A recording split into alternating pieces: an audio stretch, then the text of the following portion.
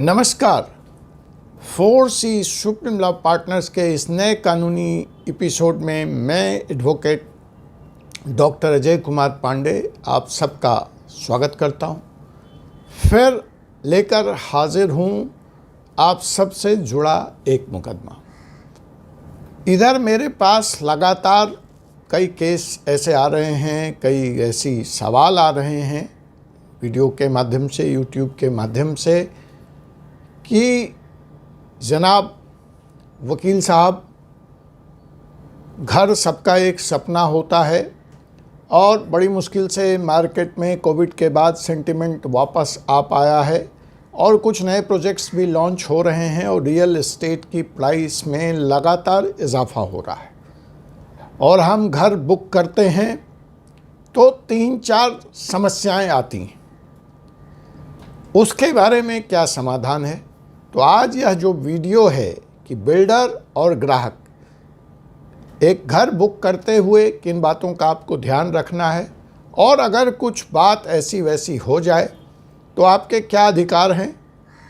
तो आइए, सबसे पहली बात जो इस संदर्भ में नोट करनी है वह यह है, उसके बाद मैं मुख्य मुकदमे पे, मुख्य विषय पे जिसके लिए यह वीडियो बनाया गया है, कि अगर आप एक घर बुक करते हैं तो पहली बात तो आप बिल्डर से ये ज़रूर पूछें कि जनाब आपका सैंक्शन मैप कहाँ है।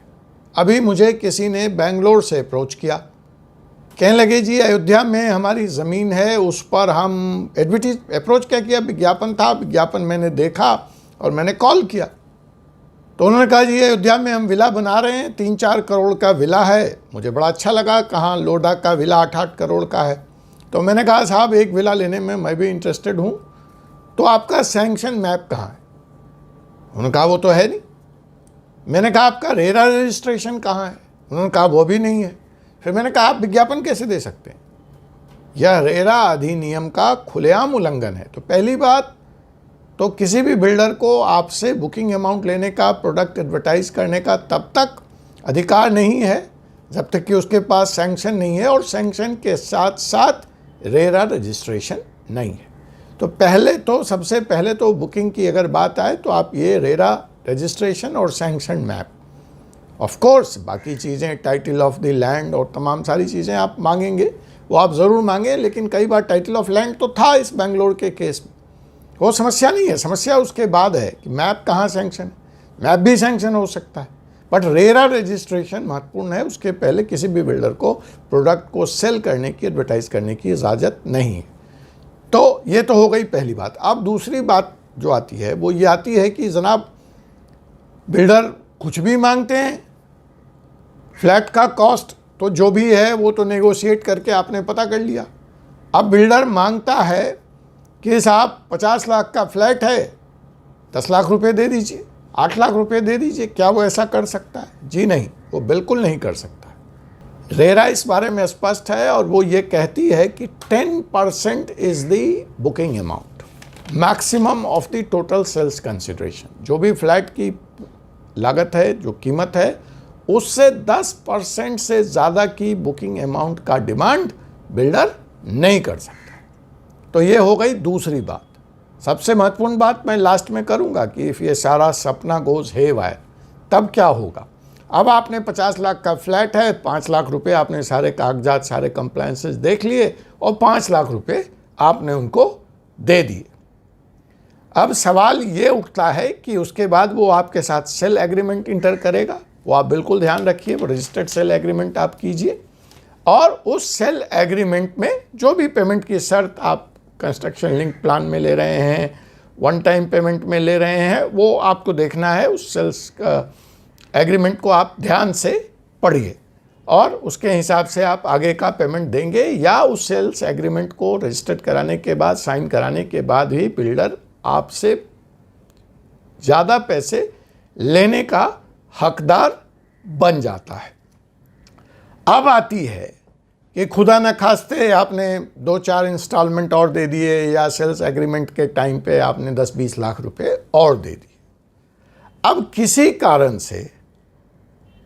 भी कारण से अपनी मजबूरी से आप कंस्ट्रक्शन से सेटिस्फाइड नहीं हैं, वो टाइमलाइन को एडहर नहीं कर रहा है, तो ऐसी हालत में या सबसे पहले हम जो ये केस है जिसकी हम चर्चा कर रहे हैं, जहाँ पर महाराष्ट्र रेरा ने इस होम बायर की जान बचाई एंड उसी को देखकर ये वीडियो मैं बना रहा हूँ। तो इसमें हुआ क्या कि एक बायर से बिल्डर ने 5 लाख रुपए बुकिंग अमाउंट लिए और लेने के बाद जब इस बायर ने, चाहे उसकी जो भी मजबूरी रही हो, अपना फ्लैट कैंसिल किया तो वो पूरे के पूरे 5 लाख रुपए जब्त कर लिए। तो जो तीसरा महत्वपूर्ण सवाल है, पहला कि वो ले कितना सकता है, तो not more than 10% of the booking amount. दूसरा, अगर खुदा न खास्ते ये फ्लैट आपको कैंसिल करना पड़ा तो क्या बिल्डर पूरा का पूरा पैसा जो आपने दिया उसको जब्त कर सकता है, फॉरफीचर कर सकता है?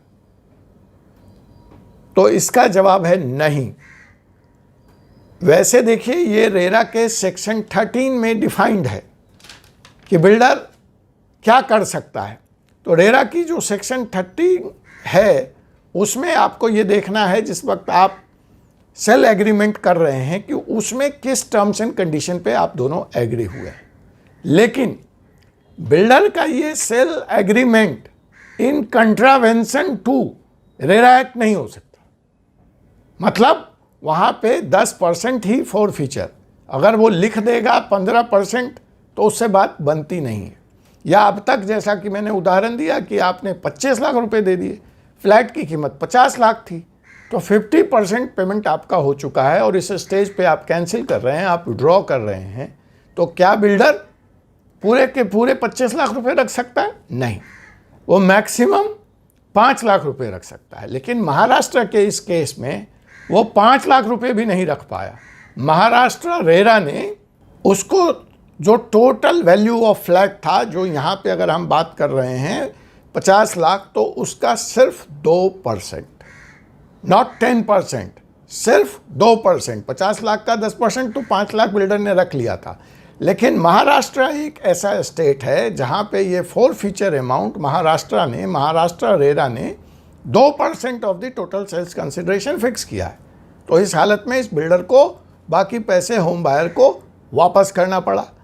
अब यहाँ पे एक बात मैं स्पष्ट कह दूं कि महाराष्ट्र का ये केस पूरे हिंदुस्तान में लागू नहीं होगा, क्योंकि रेरा एक स्टेट सब्जेक्ट है और रेरा अपने अपने राज्यों ने अपने अपने हिसाब से इस कानून को लागू किया हुआ है। लेकिन एक स्पेसिफिक स्टेट की आप जानकारी चाहते हैं तो आप मुझे कमेंट करें, मैं बताऊंगा आपको। लेकिन मोटे तौर पर महाराष्ट्र और केरला को अगर छोड़ दें तो महाराष्ट्र में यह रकम 2% है, केरला में 10% of booking amount plus interest liability की बात करता है, बाकी राज्यों में ये स्पेसिफिक 10% है ऑफ द बुकिंग अमाउंट।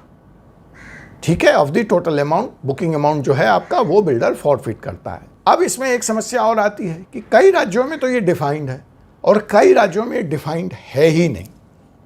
अभी वहाँ रेरा एक्टिव ही नहीं, रेरा लागू ही नहीं हुआ। तो ऐसी स्थिति में बिल्डर का क्या हक बनता है? तो जी, उस स्थिति में इंडियन कॉन्ट्रैक्ट एक्ट फिगर में आएगा। और जब हम इंडियन कॉन्ट्रैक्ट एक्ट की बात करते हैं तो रिजनेबल लॉस कवर करने की बात यह एक्ट कहता है और एक रिजनेबल अमाउंट बिल्डर फॉरफिट कर सकता है। अब आप कहेंगे कि इसमें मैं गाइड कहाँ से होऊंगा, मैं बिल्डर को इसके लिए कैसे मजबूर कर सकता हूँ? तो इसके बारे में 2 बड़े ऐतिहासिक जजमेंट हैं। आप लोग अक्सर जजमेंट करते हैं, ठीक है। तो इसमें जो एक जजमेंट है DLF limited versus Bhagwati Narula का है। ये नेशनल कंज्यूमर NCDRC का 2015 का जजमेंट है, जहाँ पर कि कैप डिफाइंड नहीं है, जहाँ पे रेरा लागू नहीं हुआ है। तो ये जजमेंट हमारा वहाँ काम आ सकता है। और इसमें इस जजमेंट में बात की गई है बनली है reasonable amount of earnest money. ठीक है, तो वो reasonable amount case to case, state to state differ करेगा। एक और जजमेंट जिस पे हम रिलाई कर सकते हैं जहाँ ये डिफाइंड नहीं है, वो सुप्रीम कोर्ट का जजमेंट है। उसका नाम है कविता सिक्का वर्सेस ओएसिस लैंडमार्क LLP। तो यहाँ पर क्या हुआ था कि कविता सिक्का का 20% अमाउंट ओएसिस लैंडमार्क LLP ने जब्त कर लिया, फॉरफिट कर लिया। मामला सुप्रीम कोर्ट पहुँचा और सुप्रीम कोर्ट ने 20% फॉरफीचर को इलीगल बताया, अनैतिक बताया, मोर देन रीजनेबल लॉसेस बताया और 10% वापस करने का आदेश दिया। तो यह स्पष्ट हो गया कि बिल्डर अपनी मनमानी आपके साथ नहीं कर सकता है। अगर आपके साथ कोई ऐसी मनमानी या नाइंसाफ़ी हुई है तो आप कानून का सहारा लें, कानून को जानें और अपने हक की बात करें। आपसे पुनः मुलाकात होगी एक ऐसे ही विषय के साथ हमारे अगले एपिसोड में। तब तक के लिए मुझे doctor Ajay Kumar Pandey, advocate, Supreme Court of India को अनुमति दीजिए। जय हिंद, जय भारत।